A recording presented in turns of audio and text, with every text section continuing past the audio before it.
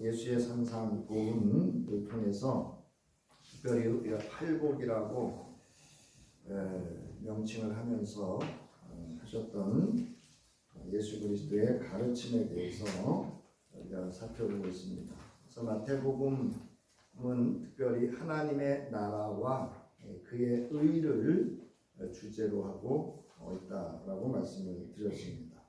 그래서 예수의 산상 복음의 가르침에는 하나님 나라와 그의 의가 주제입니다.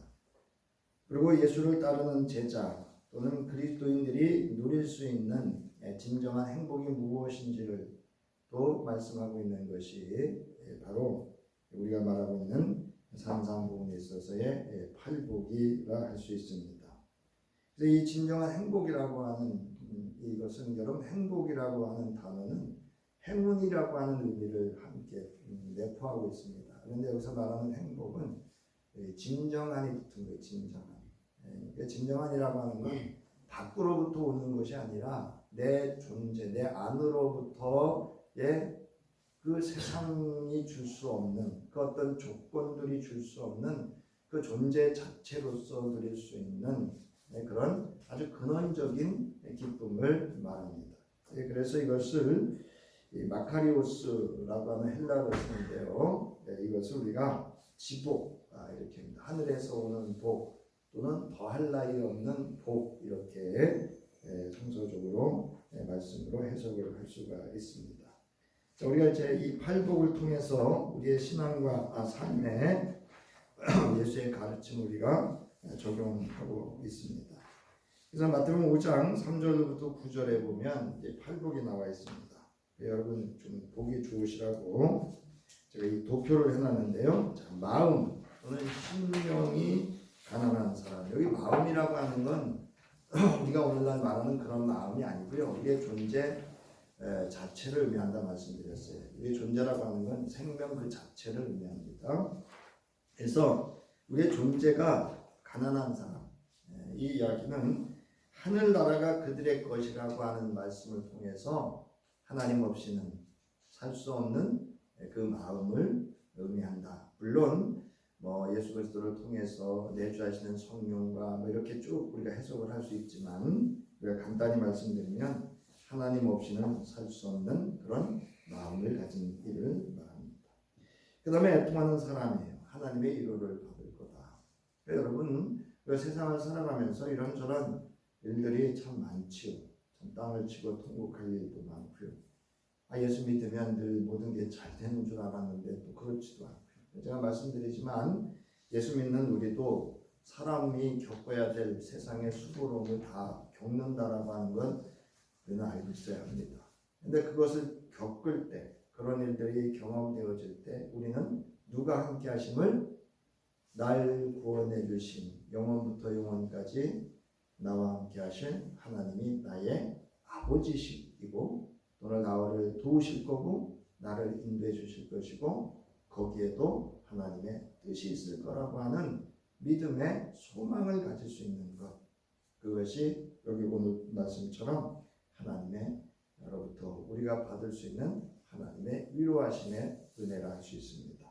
그 다음에 온유한 사람은 하나님의 약속을 온전히 기다리는 사람이다 이렇게 말할 수 있어요. 그래서 여기 이제 여러 의미도 있지만 세상의 그 어떤 자기의 마음 중심이 흔들리는 것이 아니라 하나님의 언약의 말씀을 그 마음에 두고 이 세상 풍파 속에 흔들리지 않고 온전히 자기의 존재로서의 믿음을 살아가면서 하나님과 교통할 수 있는 사람, 그 사람만이 땅이라고 하는 건 언약의 성취를 의미하는 겁니다.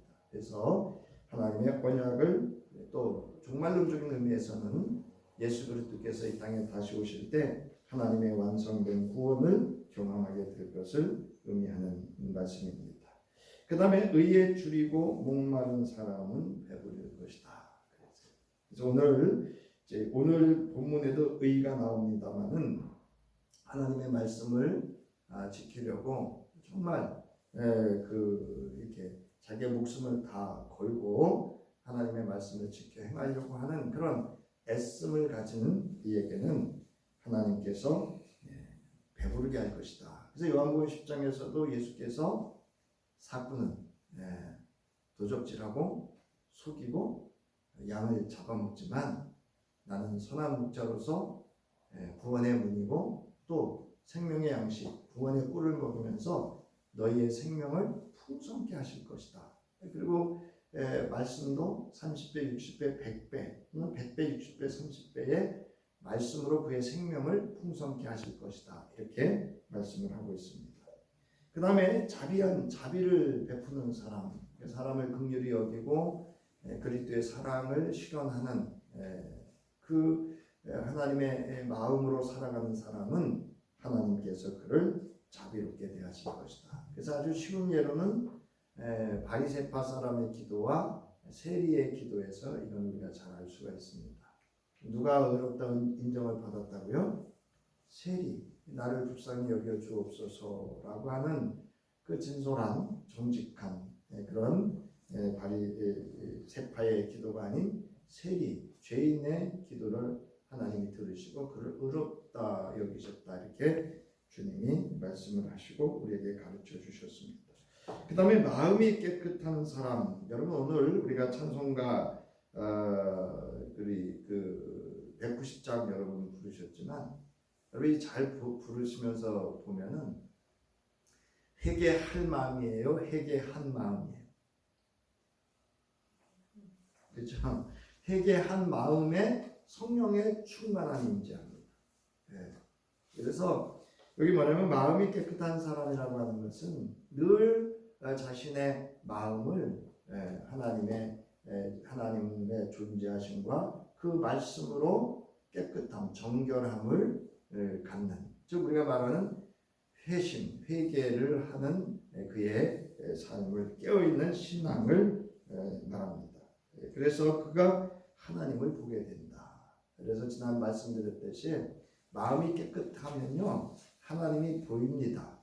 꽃 한 송이에서도 보이고요, 내 남편 얼굴에서도 보이고요, 내 아내 얼굴에서도 보이고요, 우리 이웃들 얼굴에서도 하나님을 볼 수가 있는 우리가 말하는 이제 영안이 열리게 됩니다. 자, 그 다음에 평화를 이루는 사람, 그래서 평화를 만드는 사람, 평화를 일구는 사람, 우리 개역개정은 화평케 하는 자는 이렇게 말씀을 번역을 하고 있는데요. 화평을 일구는 사람, 화평을 이루어내는 사람은 하나님의 자녀라고 하나님이 친히 불러주신다라고 말씀하셨어요. 그러니까 우리가 어디 가서 화평을 이루는 또는 일궈내고 화평을 만드는 삶을 살면 하나님께서 저로 하여금 하나님의 자녀로서의 존재로 드러나게 하신다. 그런 의미로도 우리가 해석할 수가 있습니다.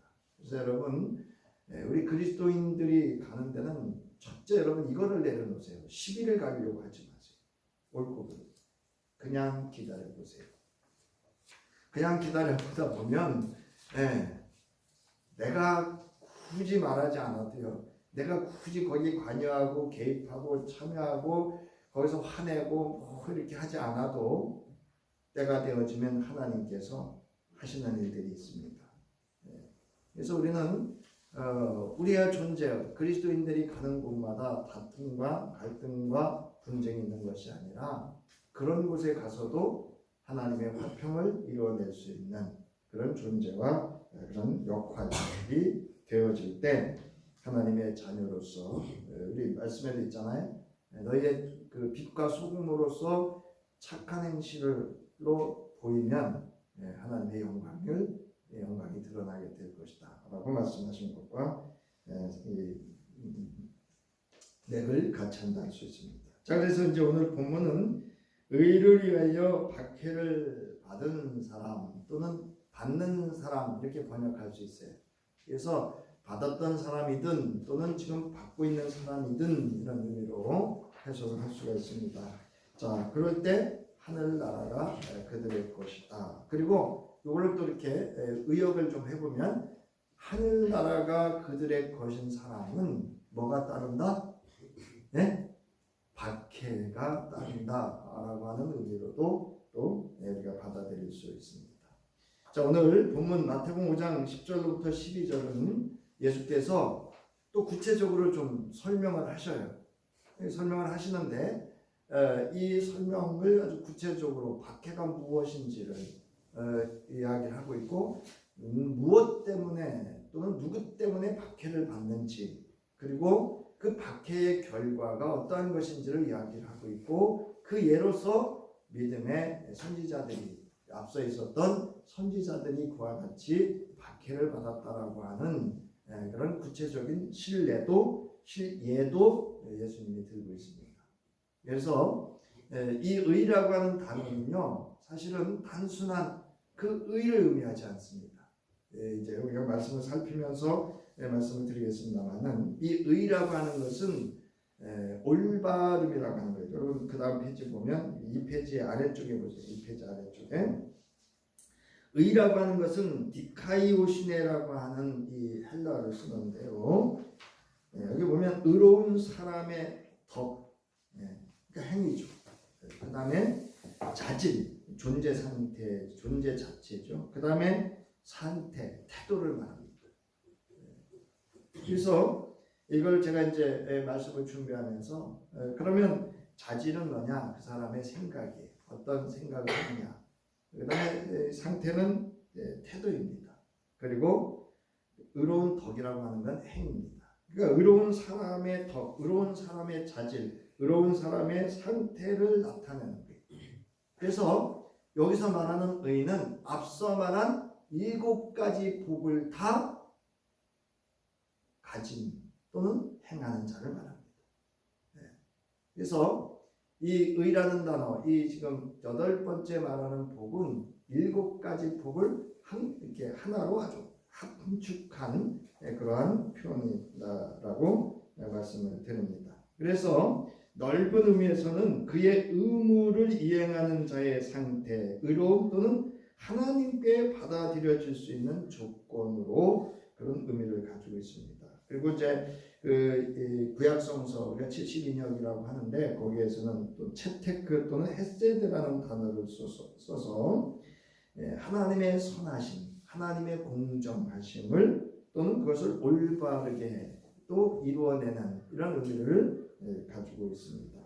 그래서 오늘 본문에서는 삶의 성실, 리더, 순결, 정직, 생각, 느낌, 행동이 올바름을 의미하는 것으로 이렇게 사용이 되었습니다. 그래서 오늘 본문에서 말하는 그 의를 위해서라고 하는 것은 앞서 말씀드렸듯이 앞서 7가지 심령이 가난한 자, 그리고 화평을 이루는 자까지 모든 그 7가지의 복의 존재와 그 상태와 그 행위를 함축하고 있는 표현이다라는 것을 여러분들이 꼭 기억하시면 좋겠어요.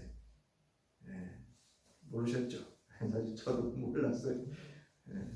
그러니까 의는 따로 이렇게 이렇게 구분된 건 줄 알았더니 그게 아니고요. 이렇게 7가지의 복을 함축해서 표현한, 그것이 이루어진, 그렇게 존재되어진 상태를 의미하는 것을 여기서 말하는, 오늘 본문에서 말하는 의로 우리가 말씀을 드릴 수 있습니다. 자, 그러므로 이들은, 다음 페이지요, 3쪽.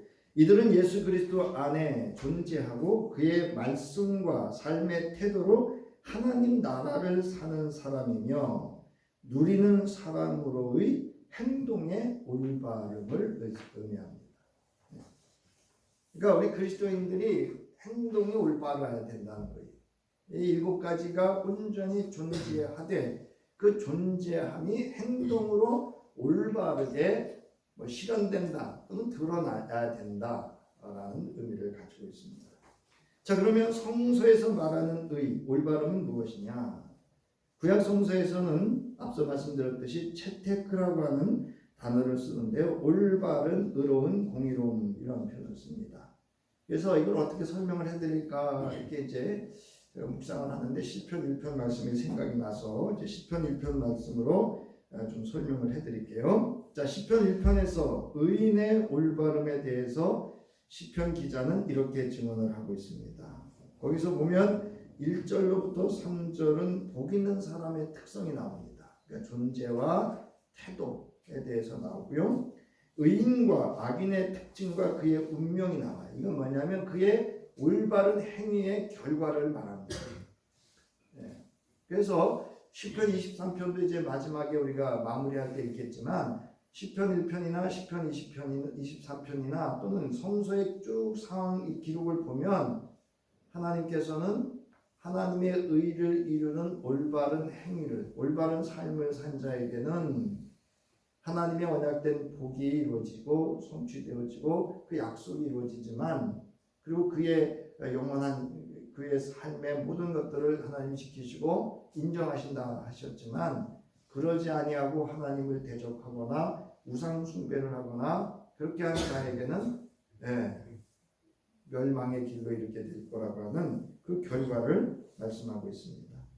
그래서 여기 복 있는 사람의 이제 특성은 뭐냐? 첫 번째는 사실은 여기 이제 첫 번째가 악인의 길을 따르지 않고 죄인의 길에 서지 않고 오만한 자리에 앉지 아니한다 이렇게 되어져 있는데요. 이거는 2절의 말씀이 기준이 되는 사람이 할 수 있는 거예요.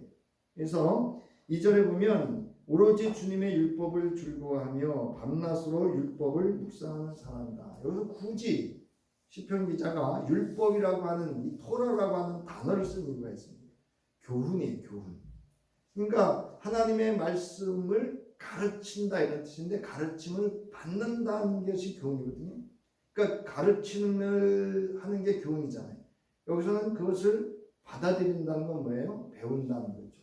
그래서 주님의 율법을 즐거워하고 묵상하는 사람을 의미합니다. 그런 사람이 할 수 있는 것이 행복한 사람으로 악인의 길을 또는 죄인의 길에 오만한 자의 자리에 앉지 않는다 라고 이렇게 고백을 하고 있습니다. 자, 여기서 그 복이라고 하는 설명 단어가 있는데요. 이거 한번 제가 말씀을 전했던 기억이 있습니다. 그래서 이 복으로 번역된 이 아쉐르라고 하는 히브리어는 오늘 우리 마태복음 5장에 나오는 이 마카리오스라고 하는 단어와 같은 의미를 가지고 있습니다. 그래서 여호와의 율법을 즐거워하고 그 말씀을 묵상함으로 말미암은 그 세상이 줄 수 없는 그 말씀으로부터 주어지는 그 존재와 그 모든 것으로부터의 기쁨을 말합니다. 그래서 이 마카리오스도 바로 그런 의미죠. 그래서 여기 보면 이 복이라고 하는 단어가 또 이런 의미를 가지고 있습니다. 똑바로 살다, 정직하게 살다, 계속해서 나아가다라는 그런 의미를 가지고 있습니다. 그러니까 주의 말씀을 묵상하고 그 말씀을 즐거워한다는 건 그 말씀을 실현해낸다는 거예요. 자기의 존재화 시켰고 삶으로 우리가 말하는 승화, 행동화 시킬 수 있다는 거예요. 여러분 말씀을 우리가 이렇게 자기화 시키면요 그렇게 살게 돼 있어요. 자, 그리고 여기 보면 헬라어로는 마카리오스라고 이렇게 번역된다라고 말씀을 하고 있습니다. 그 다음에 여기 아세르 또는 여기서 파생된 단어는 아슈르라는 단어인데요. 발걸음 또는 걷는다. 그래서 성경에서는 이 발걸음은 뭐냐면 그의 삶의 방식을 말합니다. 그가 어떻게 살아가느냐라고 하는 것을 이야기를 하고 있습니다. 그래서 이 시편 1편은 쭉 하나님을 주로 고백하는 자가 갖는 태도와 그리고 태도라고 하는 건 정신을 포함하는 거죠. 그 다음에 그의 삶의 방식과 그의 결과가 어떠한지를 이야기하고 있는 것이 바로 시편 1편의 말씀이에요. 자, 그러면 올바름이라고 하는 이 올바르다라고 하는 국어 사전적 의미는 뭐냐? 왜냐면 우리 또 말의 의미도 알아야 되잖아요. 어제도 제가 아내하고 점심 식사를 하다가 항아리와 독의 차이가 뭐냐는 거예요. 자, 여러분 밑 빠진 항아리에 물 붓는 거예요? 밑 빠진 독에다 물 붓는다 그래요? 네? 같은 말 같죠? 아닙니다. 다릅니다. 밑 빠진 독에 물을 붓습니다. 네, 그런 게 속담이 되어 있어요. 독은 뭐냐면요, 그 항아리는 윤기가 나요. 예, 이렇게 반짝 윤기가 나고요. 독은 그냥 흙으로 군 상태예요. 그래서 장 항아리 대예요, 독대예요. 장 독대입니다. 여러분 기름을 여기다 뭘 바르면 이 항아리가 저기 독이 숨을 쉬어요, 못 쉬어요? 무십니다. 그래서 독은 어떤 때 쓰냐면 주로 된장, 고추장 뭐 이렇게 하고 또 김장을 땅에 묻을 때 이렇게 숨을 쉬게 할 때 쓰는 거고요. 항아리는 보존성이 강한 데 쓴다라 그래요. 그래서 제가 이제 어제 아내하고 밥 먹으면서 또 공부를 하게 됐어요. 우리가 지금 일상 속에서 이렇게 무심코 쓰는 말들이요, 사실은 우리가 잘 모르고 쓰는, 의미를 잘 모르고 쓰는 게 많습니다. 근데 제가 이제 어느 순간 제가 이렇게 이제 저 찾아오는 분들이 많잖아요, 그죠? 그분들하고 기도하면서 제가 느낀 게 하나 있어요. 아, 사람이 어휘가 늘면 표현이 자유롭고, 표현이 자유로우면 여유가 생겨요. 여러분, 우리가 왜 아주 작은 일에도 다투고 갈등하고 분쟁하는지 아세요? 내가 표현해낼 수 있는 언어가, 어휘력이 부족해서 그래요. 이게 풍부하잖아요. 그러면 여유가 있어요.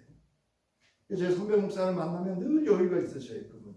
그래서 왜 그럴까라고 이제 생각을 하는데, 제가 말씀드렸듯이 그분이 매일 시를 한 편씩 보내거든요.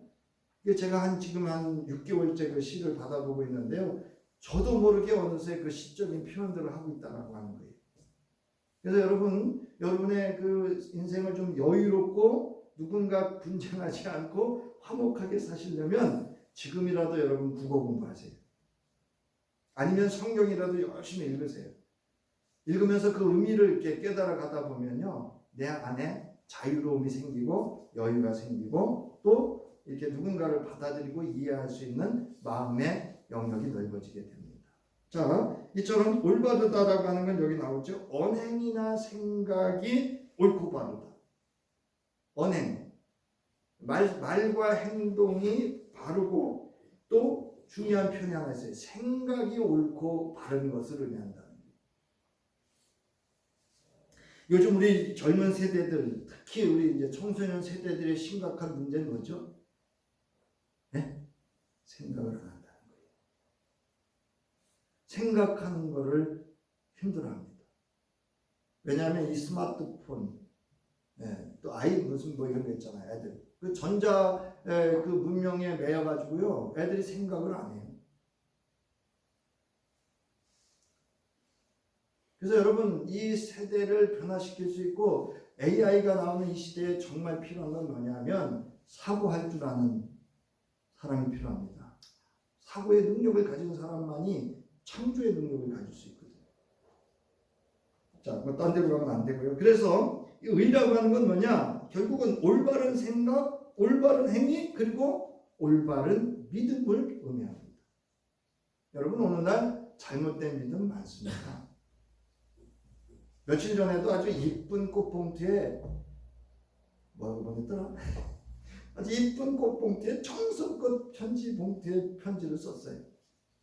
딱 읽어보면 아주 감동이 된다니까요. 근데 이거 누가 보냈을까요? 신천지입니다. 아주 젊은 애들을 훈련시켜가지고요, 글자 쓰는 애들한테, 개교회 개척교회 목사들한테 보내는 거예요. 그거 우체부가 갖다 주지 않습니다. 자기네가 직접 갖다가 넣어놓고 간 거예요.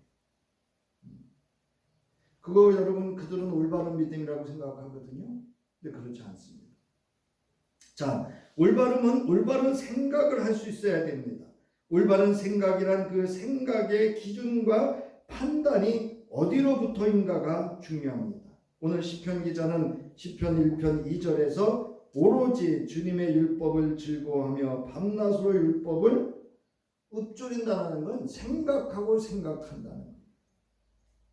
저 여러분 바라옵기는 하나님의 말씀을 그냥 이렇게 쓱 스쳐 듣지 마시고 생각하고 또 생각하고 또 생각할 수 있기를 주의 이름으로 축원합니다. 그러면 그게 자기화가 돼요. 우리가 말하는 소화가 돼요. 그게 내 안에 능력이 되고요, 생명이 되고 힘이 되고 삶이 됩니다.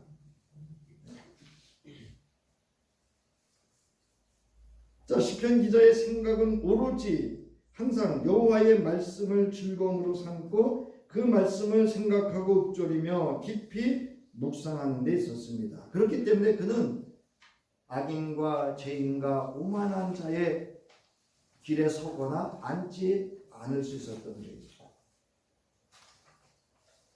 즉 그의 생각의 기준, 그 생각의 근원이 주의 말씀, 여호와의 말씀에 있었습니다. 여러분 뭐 여기 좀 더 설명드려야 되는데 제가 그냥 넘어갑니다. 하나님 말씀이라고 안 하고 여호와라고 하는 표현도 깊은 의미가 있긴 합니다만 뭐 다 설명드릴 수는 없고요. 여러분들이 좀 그동안 제가 말씀드렸던 여호와와 주와 하나님의 그 칭호에 대한 것을 좀 살펴서 기억하시면서 들으면 좋겠습니다.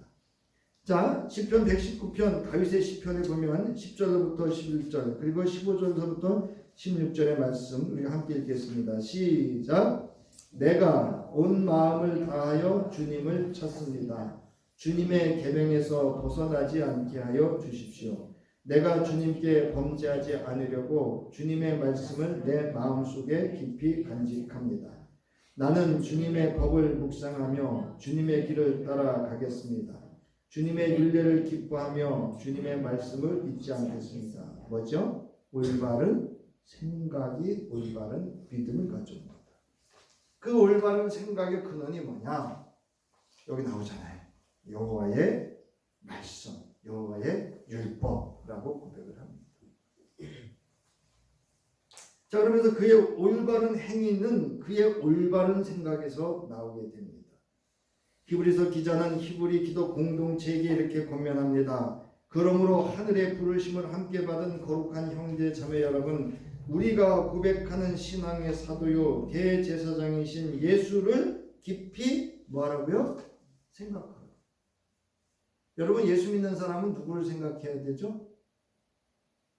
아니 누구 옆집 아저씨 아줌마 아니면 예수를 생각해야 되죠. 요즘 이제 이 좋은 계절에 이제 오늘 내리죠. 내리 초파일이잖아요. 그래서 죄송해요. 오늘이네. 이제 순간 착각했어요. 오늘이잖아요. 그래가지고 저 동네 우리 동네도 하나 있잖아요. 연등을 쫙 아주 이뻐요. 그 실록 속에 이렇게 쫙 밤에 보면 아주 이쁩니다. 뭔 얘기를 하려고 하는지 모르겠는데 그래서 여러분 우리는 부처를 생각하는 거 아니에요. 물론 부처의 가르침이나 다른 종교인들의 가르침도 우리가 뭐 배우고 익히면 좋겠죠. 그러나 우리는 예수를 생각하는 사람들입니다. 아멘. 저와 여러분은 예수를 생각하는 사람. 그 예수를 생각하지 않는 걸 불륜이라 그래요. 그걸 우상숭배라 그런다. 영적 자, 그래서 예수께서도 말씀하십니다. 요한복음 14장 26절 함께 읽겠습니다. 시작. 보혜사 곧 아버지께서 내 이름으로 보내실 성령께서 너희에게 모든 것을 가르쳐 주실 것이며 또 내가 너희에게 말한 모든 것을 생각에 말씀이 없는데 어떻게 말씀이 생각나요? 성서를 읽은 게 없는데 어떻게 말씀이 생각나요? 여러분 하나님께서 은혜를 주시는 것도요 내 속에 있어야 은혜가 돼요. 여러분 거짓말도요 경험을 해야 거짓말을 한대요. 쉽게 얘기해서 10가지 중에 한 가지를 경험해야 9가지를 거짓말할 수 있답니다. 하물며 우리가 참이신 진리이신 하나님의 말씀이 우리 속에 있다면 어찌 성령께서 우리로 하여금 그 말씀이 생각나게 안 하시겠어요? 자, 누가복음 12장 11절부터 12절에 보면 너희가 회당과 통치자와 권력자 앞에 끌려갈 때에 어떻게 대답하고 무엇을 대답할까 또 무슨 말을 할까 하고 염려하지 말아라. 너희가 말해야 할 것을 바로 어떻게 해요? 그 시각에 적절하게 성령께서 뭐 하게 하신다고요? 가르쳐 주신다는 건 뭐냐? 생각나게 하신다. 저는 이런 경험을 종종 합니다. 우리 지방에 어느 교회가 미자립 교회인데 축대가 무너지고 있거든요. 이렇게. 그게 소방도로하고 또 연결이 돼 있어요. 근데 요번에 그 연락이 와서 지원 신청을 했는데 연락이 왔어요. 연회에서. 제가 확인을 한 거예요. 사실은. 했더니 대상이 아니라는 거예요.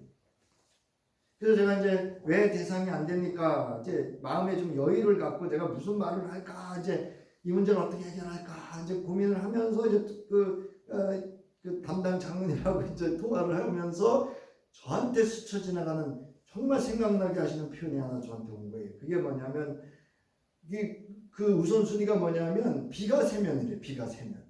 그러니까 교회에 비가 새거나 사택에 비가 되는 교회가 우선이라는 거예요. 그래서 제가 그 장로님한테 말씀드렸어요. 그 축대 비가 오면 셉니다. 여러분도 안 놀라시네. 비가 오면 새고 무너질 수 있습니다. 그래서 연락이 왔어요. 현지 조사하러 오겠다. 그래서 제가 또 정중하게 고맙습니다. 이렇게 표현했어요. 그거 제가 가지고 있었던 거 아니에요. 그 조금 마음에 두고 기도하는 순간에 누가? 성령께서 그 표현을 하실 수 있도록 하신 거예요. 그 결과가 어찌 될지는 모르지만 그 현장에조차도 아무 상황이었지만 성령께서 지혜를 주셔서 그런 대화를 할 수 있도록 그 순간순간 이렇게 그 여기 시각에 따라서 생각나게 하신다.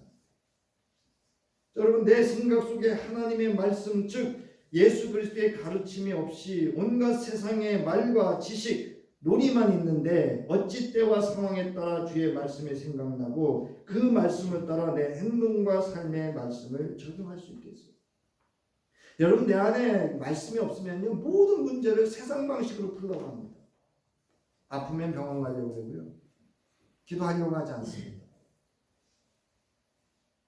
내 안에 하나님의 말씀이 있으면 영적 분별력이 생겨서요, 내 속에 일어나는 사건 사고들이 이게 하나님이 부르심인지 아니면 내가 실수한 건지 이게 분별이 돼요. 우리가 옆에서 보면 하나님의 부르심인 것 같은데 본인은 잘 몰라요. 근데 이것도 얘기하기가 쉽지 않아요. 저는 바라옵기는 여러분 속에 하나님의 말씀을 즐거워하고 묵상함으로 성령께서 주시는 주의 음성을 들을 수 있는 그 말씀이 준비되어지는 생각이기를 주의 이름으로 축원합니다. 우리 영적 사고력을 가져야 돼요. 영적 사고. 여러분, 시편 119편 뭐 다 읽을 수는 없어요. 그래서 이 다윗은 이렇게 이야기하죠. 119편 여러분 105절 보세요. 105절. 예. 함께 읽습니다. 시작. 주님의 말씀은 내 발의 등불이요 내 길의 빛입니다. 이게 바로 올바른 생각, 올바른 믿음, 올바른 행위예요. 이게 하나님의 의를 이루는 앞에 7가지 복을 누리는 사람입니다. 이처럼 주의 말씀으로 올바른 생각을 하고 성령의 인도하심 가운데 주의 말씀을 따라 올바른 행동을 할 때 그것이 먼저 하나님의 나라와 하나님의 의를 이루는 올바른 믿음이라 할 수가 있습니다. 여러분, 우리가 잘 아는 이단들 보세요. 하나님을 여러분 올바르게 믿어요? 아니면 왜곡되게 믿어요? 자기 마음대로 믿잖아요. 그 다음에 의와 박해입니다. 그 다음 패죠. 하나님의 의, 즉 예수 그리스도께서 이루신 하나님의 말씀과 뜻대로 이루어 놓으신 의를 이루면 박해가 따르게 된다고 예수께서 제자들을 가르치십니다. 그래서 이거를 볼 때 이 당시 마태 공동체가 있는 이 초대교회 당시에, 초기교회 당시에 뭐가 있었다는 걸 알 수가 있어요. 박해를 받고 있다는 걸 알 수가 있고요. 또는 박해를 받았거나 받을 수 있다라고 하는 것을 알 수가 있습니다. 이 당시에는 유대교인들 또는 이방인들로부터 또 하나님의 이름을 모독한다라는 신성 모독과 또 황제를 숭배하지 않는다라고 하는 그런 유대교와 이방인들로부터 아주 상당한 핍박이 있었습니다. 그러나 이 당시에 그리스도인들은요, 세상 풍조에 이끌리지 아니하고 주의 말씀을 생각하면서, 즉 올바른 생각, 올바른 믿음, 올바른 행위로 세상으로부터의 박해를 받은 사람이거나 받을 사람으로 존재하고 있었습니다.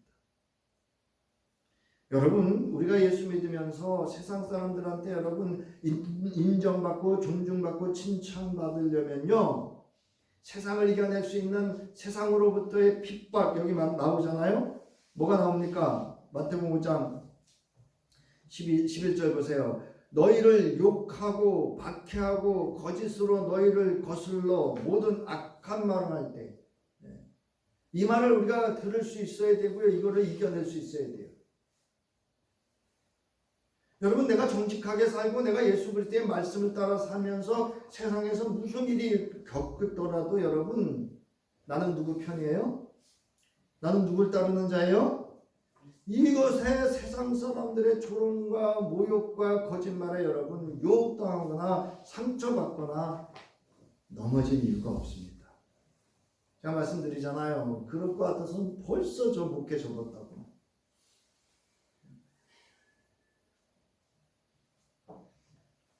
여러분 우리가 예수를 바르게 올바르게 믿고요. 올바르게 행동 살면 박해가 따릅니다.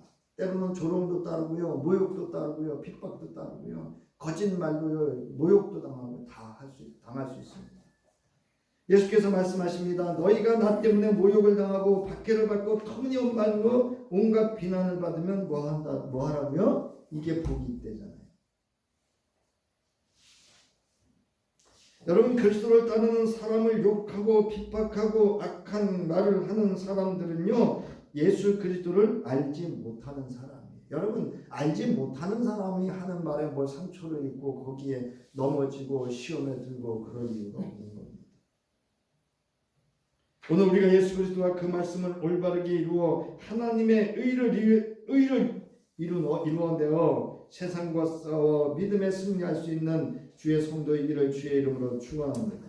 여러분 그 다음 마지막 페이지 예수를 깊이 생각하고 예수를 바라보고 예수를 따르는 생명의 길, 진리의 길, 하늘나라를 사는 사람의 길을 우리가 믿음으로 살아내야 합니다. 때론 그 길이 순교의 길일지라도 우리는 이 믿음의 길, 올바른 생각과 올바른 행동으로 올바른 믿음을 살아내야 합니다. 자, 그런데 여기서 끝나지 않습니다. 오늘 주님 말씀하십니다. 너희는 기뻐하고 즐거워하여라. 하늘에서 받을 너희의 상이 뭐하다고요? 크기 때문이다. 할렐루야. 이미 여기 기뻐하고 즐거워하라 이게 사실은 마카리오스를 의미합니다. 이 복받은 자여 이런 뜻이에요. 행복한 자여 이런 뜻이에요. 하늘에서 받을 너희의 상이 크기 때문이다. 너희보다 먼저 온 예언자들도 이와 같이 박해를 받았다. 여러분 여기 기뻐하고 즐거워하라는 말 쭉 제가 설명을 해놨습니다만은 여러분 그냥 참조하시고요. 궁극적으로는 뭔지 아세요? 하나님의 구원하심에 지금 내가 하나님의 자녀됨에 우리는 기뻐하고 즐거워하고 그 하늘이 주신 언약의 복을 이 땅에서도 누릴 수 있고 장차 주님이 다시 오실 그날에 우리로 하여금 완성으로 이루어져서 하나님의 영화로움에 참여할 수 있는 그 기뻐하고 즐거움의 소망을 가지고 이 땅에서도 하나님의 보상이 있다라고 하는 것을 기억하고 어떻게 살라는 거예요? 올바른 생각, 올바른 행동, 올바른 믿음으로 살아갈 것을 다시 한번 강권해서 권면하고 있는 거예요. 자, 그래야면 여기 나오죠. 그에게 하늘에서의 상이 크다 그랬어요. 여기서 우라노스라고 하는 건 헤븐이에요. 천국, 하늘나라를 말합니다. 하나님 나라가 아니고 하늘나라. 여러분 이 하나님 나라와 하늘나라 차이가 좀 있는데 하늘나라는 뭐냐 하면 예수 그리스도를 구주로 고백하고 존재하는 그 영역을 말합니다. 그러니까 오늘 저와 여러분이 하늘나라예요. 하늘나라. 이제 아셨죠 이 의미를? 그래서 이 하늘나라에서 상이 크다라고 하는 것은 지금도 여기에서 그 상을 받아 누리는 것이고 앞서 말씀드린 장차 주님이 오시면 이루어질 현재 완료이면서 현재 진행형의 하늘의 보상을 믿으시기를 주의 이름으로 축원합니다. 여기서 우리가 누릴 수 있는 복이에요. 설교자는 이 말씀을 준비하면서 계속 제 마음에 떠오르는 말씀이 있었는데 시편 23편이에요. 시편 23편의 말씀은 바로 이 모든 말씀 오늘 이 본문의 말씀을 함축해서 그 삶의 현장에서 경험했던 시편 기자의 고백을 온전히 드러내고 있는 것이 시편 23편의 말씀이다 할 수 있습니다. 우리 이 말씀을 내게 주신 말씀으로 받으면서 천천히 읽으면서 오늘 말씀을 마치도록 하겠습니다. 우리 함께 읽겠습니다. 시작. 주님은 나의 목자시니 내게 부족함 없어라. 나를 푸른 풀밭에 누이시며 쉴만한 물가로 인도하신다. 나에게 다시 새 힘을 주시고 당신의 이름을 위하여 바른 길로 나를 인도하신다. 내가 비록 죽음의 그늘 골짜기로 다닐지라도 주님께서 나와 함께 계시고 주님의 막대기와 지팡이로 나를 보살펴 주시니 내게는 두려움이 없습니다. 주님께서는 내 원수들이 보는 앞에서 내게 잔치상을 차려주시고 내 머리에 기름 부으시어 나를 귀한 손님으로 받아주시니 내 잔이 넘칩니다. 진실로 주님의 선하심과 인자심이 내가 사는 날 동안 나를 따르리니 나는 주님의 집으로 돌아가 영원히 그곳에서 살겠습니다. 아멘. 함께 자리에서 일어나셔서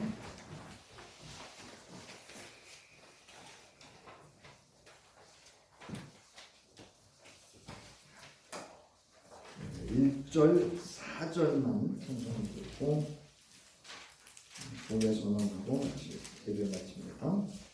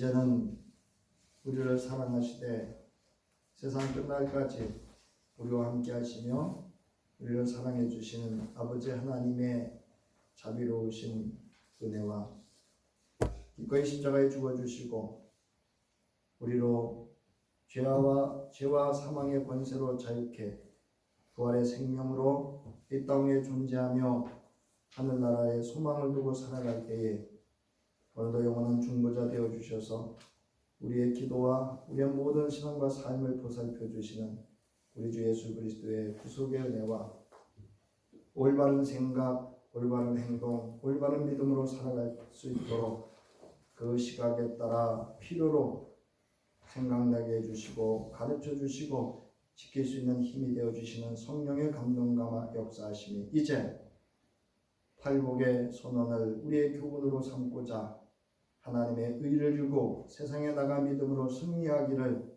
결단하며 돌아가는 저희 위에와 저희들의 모든 삶의 터전 위에 이제로부터 영원히 함께 하시기를 간절히 축원하옵나이다. 아멘.